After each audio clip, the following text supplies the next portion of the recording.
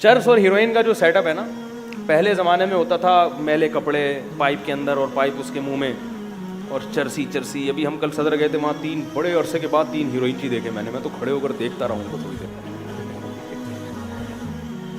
3 heroine نظر آئے, ان پہ ترس آ رہا تھا اور وہ چادر ڈال کے سٹے لگا رہے تھے. ان کی بھی اس لیے دیکھ رہا تھا کہ ان کی بھی ایک عجیب زندگی ہوتی ہے, دنیا اور آخرت سے بالکل بے فکر پڑے ہوئے ہیں, کوئی غم نہیں. کون مفتی صاحب آئے ہوئے ہیں بھائی. اب ہم جہاں بھی جا رہے ہیں کوئی نہ کوئی دکان والا رہے, مفتی طارق مسعود صاحب السلام, آئیے چائے پیے وغیرہ وغیرہ. چرسیوں کے پاس جاؤ, پہچاننے سے انکار, بولے جاؤ جو ہوگا اپنی جگہ ہوگا. اسی لیے تو پیتے ہیں کہ سارے غم کیا ہوتے ہیں بھلا. کسی چرسی سے کسی نے پوچھا کہ ہم نے سنا ہے کہ جو چرس پیتا ہے وہ چاند پہ بیٹھا ہوا ہوتا ہے, اپنے آپ کو یہ سمجھتا ہے کہ میں چاند پہ ہوں. تو کہتے اور ابھی کہاں بیٹھا ہوا ہوں میں, چاند پہ تو بیٹھا. تو بات جلدی سے میں سمیٹ کے ختم کرتا ہوں کہ کیا کہہ رہا تھا میں, وہ واقعہ تو ہوا تھا, اس سے پہلے بھی کچھ. ہاں, چرس پہ جو ہے نا لیبل کیا لگا دیا, ڈپریشن کی گولیاں. کیا لگا دیا, ڈپریشن کی, اسٹریس دور کرنے کی ٹیبلٹس.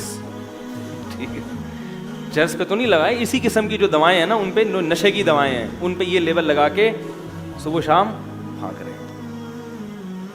تو آپ کو اتنی, جو چرسی کہتا ہے نا یہ پی کے بڑا سکون ملتا ہے, غم دور ہو جاتے ہیں. تو سوال پیدا ہوتا ہے آپ کو اتنے غم ہیں کیوں؟ یہ غم پیدا بھی تو آپ نے کیے ہیں. میں اکثر اپنے ایک دوست کا واقعہ سناتا ہوں, وہ جرمنی میں تھے. کچھ دن پہلے ایک اداکار مجھ سے ملنے کے لیے آیا, بہت بڑا اداکار ہے وہ مجھے کہنے لگا کہ یہ جو فلمی اداکار ہوتے ہیں نا, یہ خاص طور پر انڈین جو ہیں, یہ اکثر اسٹریس میں ہوتے ہیں.